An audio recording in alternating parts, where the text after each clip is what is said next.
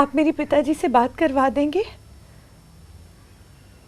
Ji please please, मैं उनकी आवाज़ सुनने को तरस गई हूँ।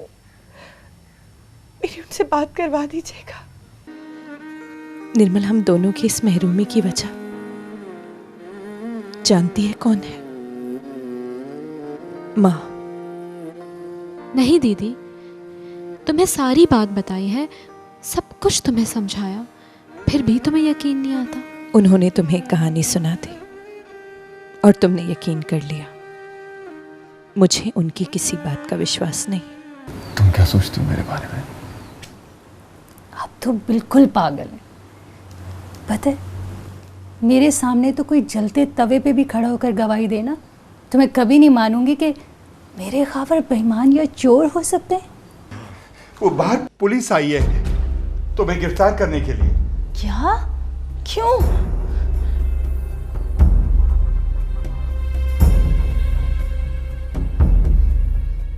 अब क्या होगा खाविर के अब्बा? सारे मोहल्ले में तो हमारी नाक कट गई है। अजीब औरत हो, बेटे के बजाय तुम्हें अपनी नाक की फिक्र है। अब्बा, मेरी अभी भाईजान से बात हुई है, वो डीआईजी साहब को कॉल कर रहे हैं। ये हो सकता है खुद भी कराची आ जाए। हेलो, क्या तुम्हारे भाई गवर्नर लगे हुए हैं? अरे पता नहीं मेरा बच्चा किस हाल में होगा। दूसरों की नीयत पर शक करना छोड़ दो, बल्कि अपने बेटे की वापसी के लिए दुआएं करो नेक वक्त।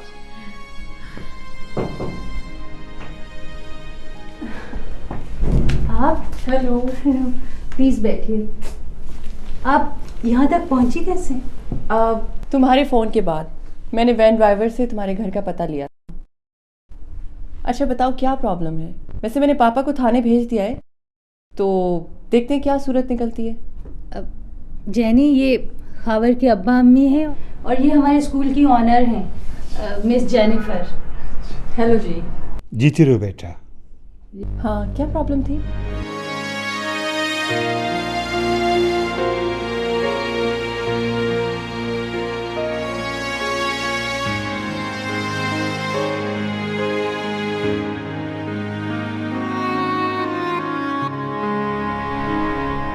राबिया, मुझे ऐसा लगता है कि ये सब कुछ मंजूर का खुद का किया धरा है। देखें अंकल, हर चीज़ खावर के इख्तियार में तो थी, लेकिन आप लोग एक चीज़ मिस कर रहे हैं कि उस ड्रॉर की चाबियां मंजूर के पास भी तो होंगी। लेकिन बेटा, उसको अपनी चीज चुराने की क्या जरूरत है? यस, ये एक और पॉइंट है। चोरी अगर खावर ने नहीं की तो फिर उस चेक पर सिग्नेचर्स मंजूर ने खुद किए हैं। देखो, अगर ऐसा है फिर तो ट्रेस करना बहुत आसान होगा, है ना? जो शख्स भी चेक कैश करवाने जाएगा वो आइडेंटिफिकेशन में खुद पकड़ा जाएगा। अंकल, आपने एफआईआर दर्ज करवा दी? लेकिन उन्होंने मुझे कोई वारंट नहीं दिखाए। वैसे ये स्टोरी मंजूर को काफ़ी कॉस्टली पड़ेगी। उसे ये नहीं पता कि मेरे पापा रिटायर्ड एसपी हैं। बेटा, मैं सारी जिंदगी तुम्हारा एहसान नहीं भूलूंगा। No problem. राबिया, तुम परेशान मत हो, आई एम विद यू। मुखालिफ पार्टी बहुत तगड़ी थी सर, हमारी मजबूरी थी, कार्रवाई तो हमें डालनी थी।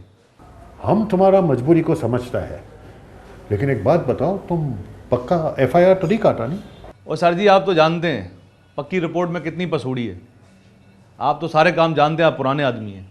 हाँ, हमको बताया किसी ने आजकल यहाँ पे डीआईजी लगा है, वो असद शेख। हमारा ओल्ड फ्रेंड है, वो पुराना फ्रेंड। हम उसको बताएगा कि तुम्हारा एसएचओ, क्या नाम है उसका, हाँ, अमजद। हम उसको बताएगा कि वो किसी भी शरीफ आदमी का घर में घुसता है और जेंटलमैन को गिरफ्तार करके हथकड़ी लगाकर थाने में ले आता है। हाँ हाँ, मैं अभी उससे बात करता है। छोड़े सर, क्यों हमारी नौकरी के पीछे पड़ गए आप? तुम किसी का भी फेक रिपोर्ट के ऊपर ऐसा ही कार्रवाई डालता है। चलो, अब भी तुमको एक रिपोर्ट लिखाता है। लिखो कि तुम्हारा डीआईजी के पास मेरा वॉच है। नाउ गो, जाओ उसको अरेस्ट करके लाओ। सर छोड़े, रहने दे सर। तो चलो फिर उस गरीब आदमी को बाहर निकालो। हम गारंटी देता है उसका जब उसका ज़रूरत पड़ेगा वो इधर आएगा। अभी बुलाते हैं सर। न्याजी, वो गरीब आदमी को ले आ, बड़े बड़े लोग आए हुए हैं इधर।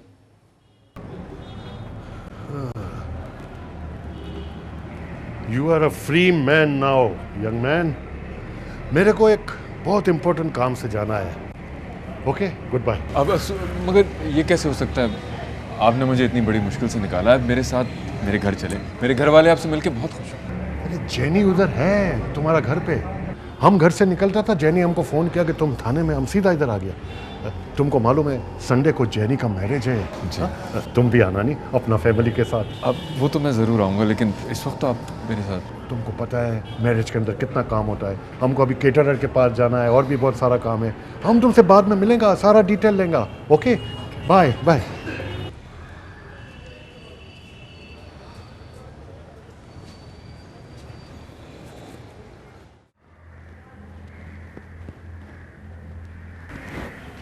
God bless you, my child.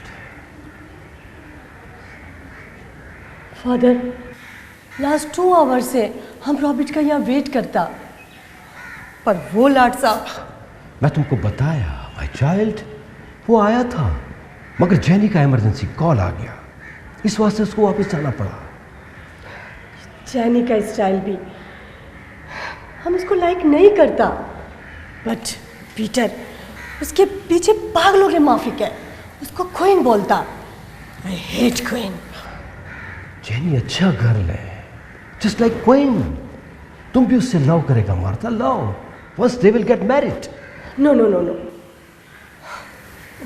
वो हमारे पीटर को सेपरेट होने को मांगता। मार्था उससे लव नहीं करेगा। Come on, relax. मैं जेनी को समझाएगा, वो अच्छा लड़की है और आई एम श्योर वो ये तुम्हारा मिसअंडरस्टैंडिंग खत्म कर देगा।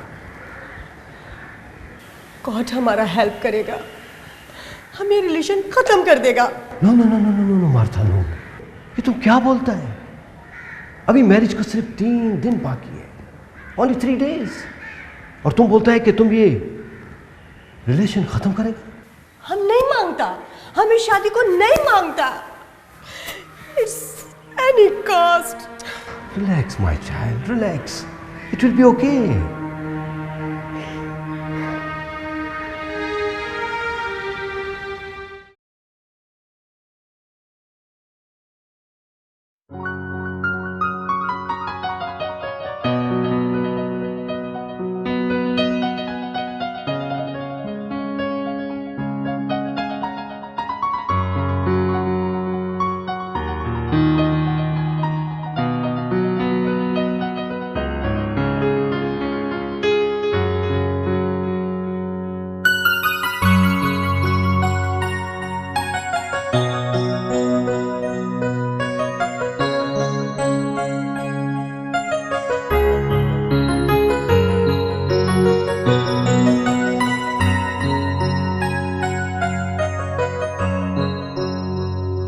आज तो फिर कमाल हो गया सर। लगता है कि हवा का रुख ही बदल गया है। आप मुझसे कुछ कहना शब्बीर साहब? सर पहले तो आपके चपरासी ने मुझे 2 घंटा बाहर बिठाया और उसके बाद आप मेरी फाइल पे दस्तखत करने की बजाय उसे पढ़ रहे हैं, और उससे बड़ा जुल्म आप मुझे शब्बीर भाई कहने की बजाय शब्बीर साहब बुला रहे हैं।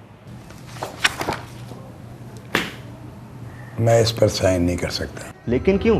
क्या हम ये काम पहली बार कर रहे हैं? सालों से हमारा इस दफ्तर में खाता चल रहा है, आपकी हर डिमांड पूरी की है। आपके किसी बंदे को हमने नाराज़ तो नहीं किया? पहले जो कुछ होता रहा मैं उस पर शर्मसार और माफ़ी का ख्वास्तगार भी। अब कम से कम मैं तो इस फाइल पर दस्तखत नहीं कर सकता। माजी में जो हो चुका सो हो चुका। अब समझा, आप पे ईमानदारी का भूत सवार हो गया है। चलें कोई बात नहीं सर, हमारा काम करने वाले तो बहुत से हैं यहाँ पर, हम अपना काम किसी से भी करवा लेंगे। दफा हो जाओ यहाँ से। हो जाते हैं दफा। वैसे भी नए नए मुसलमान होने वालों से हमें बहुत डर लगता है। चलो।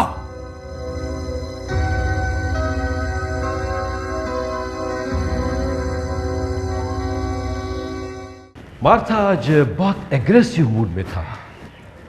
हमको लगता है कुछ गड़बड़ है। आप ठीक बोलता है फादर। मार्था इस शादी के लिए कभी भी तैयार नहीं था। और सच पूछो तो फादर, मैं भी इस मैरिज का फेवर में नहीं था। कम ऑन मैन, फिर तुम इतना बड़ा रिस्क क्यों लेता है? अपना बच्चों के वास्ते, उनका हैप्पीनेस के लिए father. No no no no, तुम ये बिल्कुल ठीक नहीं करता। गॉड हमारा सबका हेल्प करेगा। मैं सोचता है, शायद मैं गलत हो, कि ये दोनों पीटर और जेनी एक बहुत अच्छा हस्बैंड एंड वाइफ बनेगा, हैप्पीनेस वाला लाइफ गुजारेगा।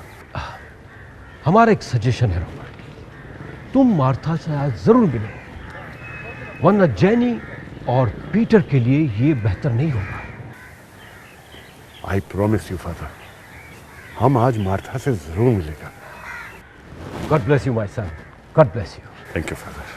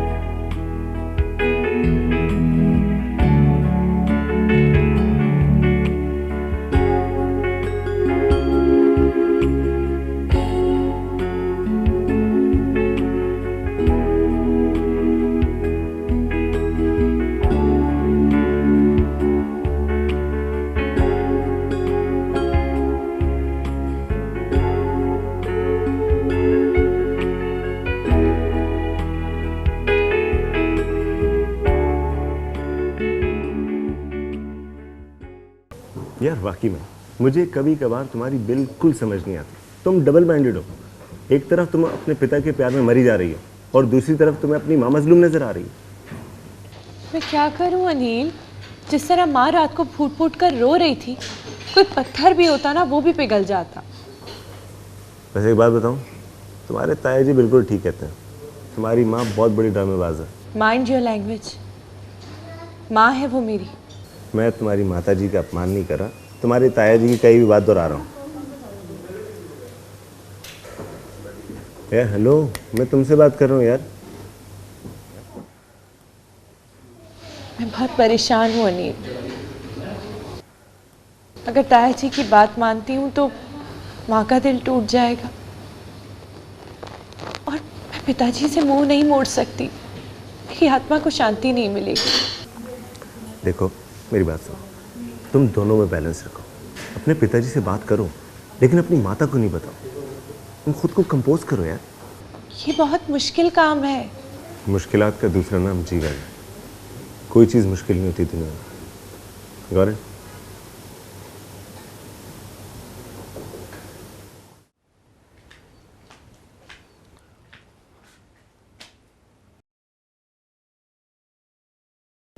आप फिर सोच रहे? काश इंसानी दिमाग भी मशीन की मानंद होता कि एक प्लास्टिक के बटन से ऑन ऑफ हो जाता। इतनी मायूसी की बातें करेंगे तो बिल्कुल हिम्मत हार जाएंगे। तुम्हारे होते हुए मैं मायूस तो नहीं हो सकता। अच्छा, ये मेरी तारीफ हो रही है या बेजारी का इजहार हो रहा है?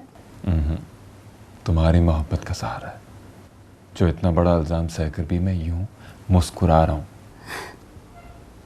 आप देखिएगा, ये जो सब आज आप पर उंगलियां उठा रहे हैं ना, कल देखिएगा अपने किए पर खुद शर्मिंदा होंगे इंशाल्लाह। अच्छा, अब आप उठिए। इस तरह कमरे में बैठे रहने से कुछ नहीं होगा। बाहर निकले, अब्बा जी से गपशप लगाएं, और मैं भी रात के खाने की तैयारी करती हूँ। अब राबिया, आज चिकन बिरयानी बनाना, पता नहीं क्यों दिल चाह रहा है। रियली? यकीन करें, मैं यही सोच रही थी। अब फटाफट उठ के बाहर आ जाइए, ओके?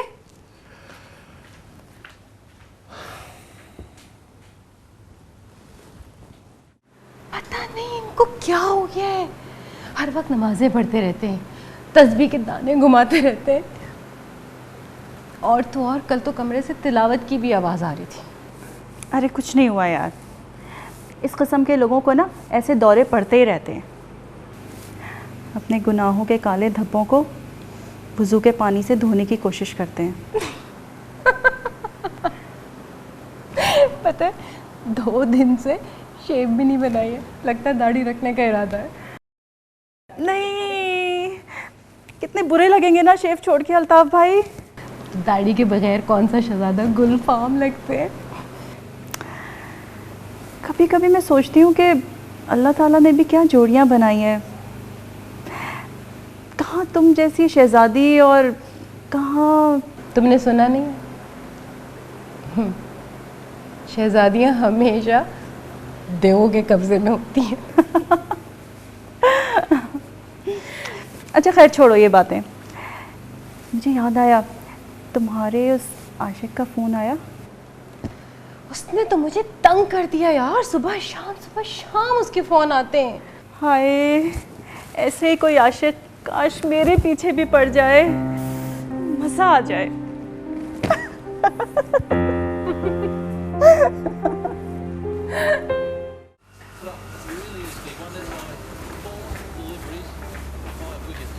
अच्छा जीती रहो बेटा। अम्मा का सो रही हैं, कह रही हैं कि उनके सर में बहुत दर्द है। आप उन्हें क्यों नहीं किसी अच्छे न्यूरो सर्जन को दिखाते? खाली बर्तन बहुत खड़कते हैं बेटा, तुम खामखा परेशान मत हुआ करो।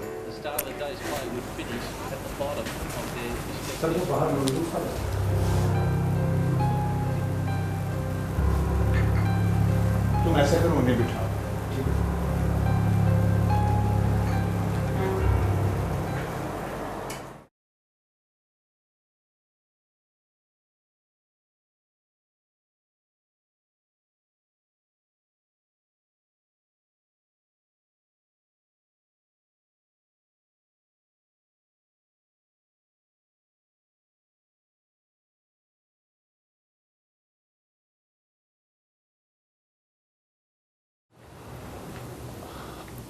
अरे सर, आप अस्सलाम वालेकुम। सलाम मंजूर साहब, प्लीज़ बैठिए।